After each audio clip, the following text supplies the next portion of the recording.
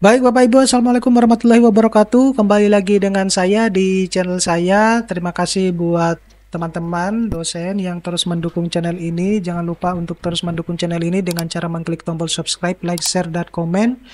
Biasakan juga untuk menonton video-video saya secara full. Dan jika Bapak Ibu berkenan, Bapak Ibu juga bisa mendukung channel ini melalui super thanks-nya. Nah, ada informasi menarik yang akan saya sampaikan dalam video kali ini, di mana ada hubungannya dengan mutu institusi pendidikan. Ya, kita bisa memanfaatkan pendekatan Porter Value Chain dan SIAKAT sebenarnya untuk meningkatkan mutu institusi pendidikan.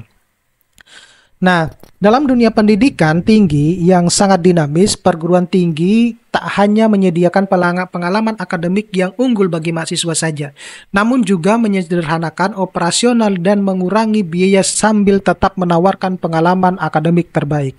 Nah, salah satu pendekatan strategis yang dapat diadopsi adalah dengan menerapkan Porter Value Chain. Ya, kerangka ini memungkinkan perguruan tinggi untuk secara sistematis mengevaluasi aspek-aspek operasionalnya seperti menciptakan nilai lebih, memperbaiki efisiensi internal, dan menyusun strategi untuk keunggulan kompetitif, khususnya dalam penerapan sistem informasi akademik atau yang kita sebut dengan SIAKAT. Nah, penerapan dasar Porter Value Chain dan implikasi SIAKAT ini sebenarnya dapat kita lihat ya, di mana membagi kegiatan organisasi menjadi dua kelompok utama. Yang pertama itu adalah kegiatan primer dan kegiatan pendukung. Nah, dalam konteks perguruan tinggi, kedua kelompok ini memiliki peranan penting dalam menyampaikan nilai akademik kepada mahasiswa dan masyarakat. Yang pertama itu adalah kegiatan primer. Di perguruan tinggi meliputi operasi seperti penerimaan mahasiswa, manajemen kurikulum, evaluasi akademik, dan layanan mahasiswa, di mana semua berkaitan langsung dengan penyampaian pendidikan berkualitas. Sebagai contoh misalnya, sebuah perguruan tinggi yang memanfaatkan modul penerimaan mahasiswa baru, dalam hal ini adalah PMB dalam SIAKAT, secara signifikan itu dapat mempercepat pemrosesan data calon mahasiswa dan mengurangi kesalahan administrasi.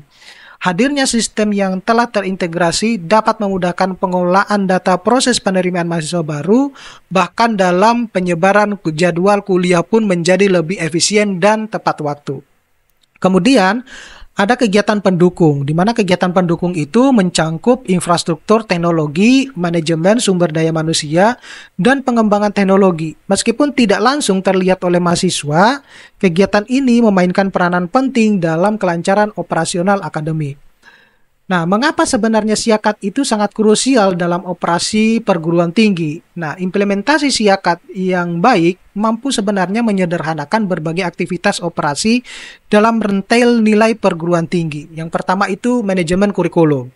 Nah, SIAKAT membantu dalam penjadwalan kelas, memastikan dosen dan mahasiswa itu dapat melihat jadwal real time, serta memudahkan perubahan jadwal jika terjadi bentrokan. Yang kedua itu adalah penilaian mahasiswa. Nah, dosen dapat langsung memasukkan nilai mahasiswa yang kemudian diproses otomatis oleh sistem untuk menghasilkan transkrip yang akurat tanpa keterlambatan. Yang berikutnya itu adalah penerimaan mahasiswa. Nah, proses registrasi dan administrasi mahasiswa baru dapat dipantau secara lebih efektif dengan SIAKAT, di mana kita bisa memastikan semua dokumen dan data sudah lengkap sebelum proses diterima. Di sisi yang lain, penggabungan proses logistik ke dalam operasi ini sangat relevan. Sebagai contoh, pengelolaan fasilitas seperti ruang kelas, kemudian laboratorium, dan peralatan kampus itu dapat dioptimalkan dengan SIAKAT, di mana penggunaan sistem digital memungkinkan perguruan tinggi untuk melakukan booking ruangan, mengatur penggunaan fasilitas, serta memantau sumber daya kampus secara real time. Ini membantu mengurangi pemborosan dan meningkatkan efisiensi dalam operasional kampus. Dengan melakukan penerapan SIAKAT, memungkinkan mahasiswa untuk melihat ketersediaan ruang kelas dan memesan ruang untuk diskusi kelompok atau penelitian langsung melalui aplikasi. Hal ini tidak hanya mengurangi penumpukan tugas administrasi manual, tetapi juga meningkatkan pengalaman mahasiswa dalam memanfaatkan fasilitas kampus. Lalu pertanyaannya adalah, mengapa membangun SIAKAT sendiri bukan pilihan ideal? Nah, meskipun membangun Siakat sendiri mungkin terdengar menggiurkan bagi perguruan tinggi, sayangnya ini sebenarnya bisa menjadi beban besar.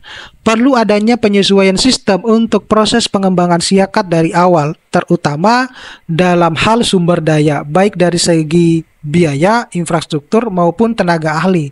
Itulah mengapa membangun Siakat tidak termasuk dalam kegiatan inti perguruan tinggi. Faktor utama perguruan tinggi adalah mengajar dan meneliti, bukan menjadi pengembang perangkat lunak.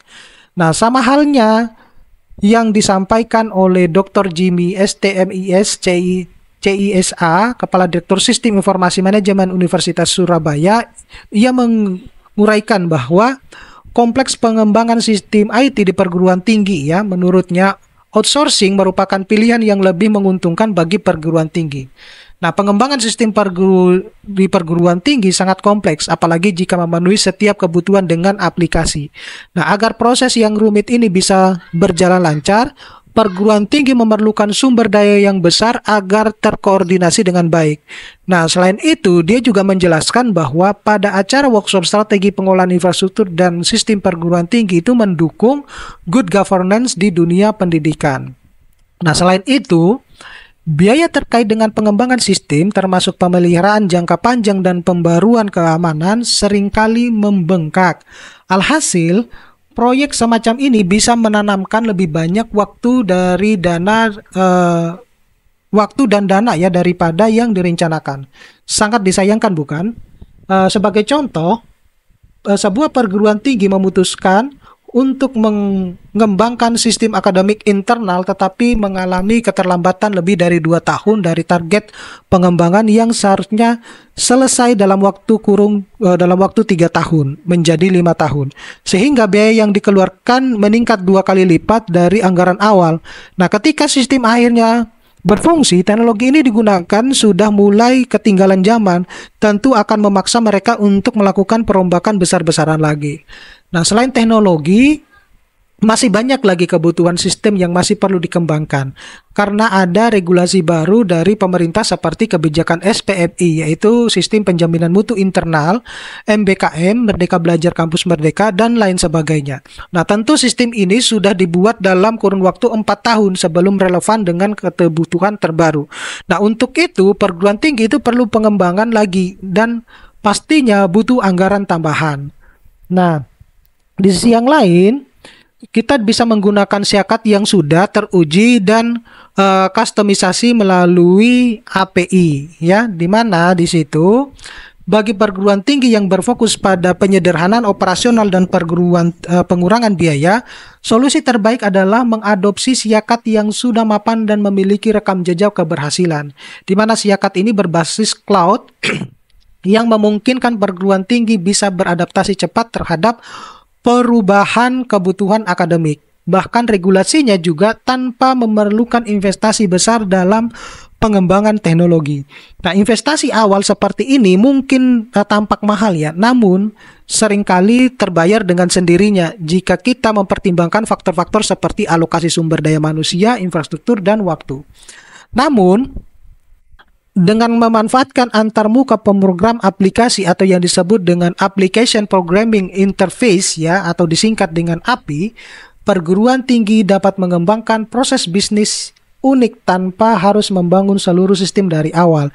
Ini memungkinkan fleksibilitas dalam menyesuaikan fitur seperti pendaftaran mahasiswa, manajemen alumni, serta pemantauan riset dan pengabdian masyarakat sambil tetap memanfaatkan infrastruktur Siakat yang aman dan teruji.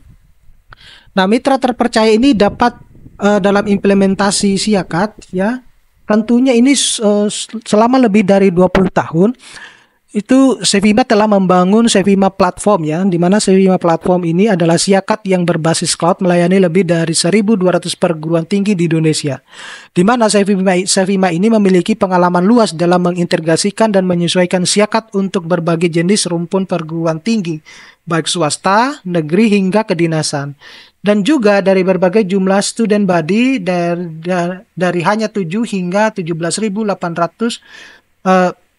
945 ya mahasiswa, 178.945 mahasiswa.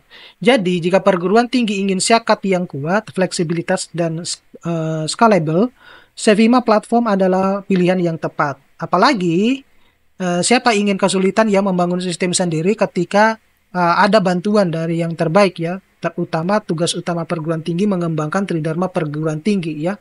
Sementara fokus Sevima adalah membangun sistem informasi akademik. Nah, seperti itulah informasinya kalau mau meningkatkan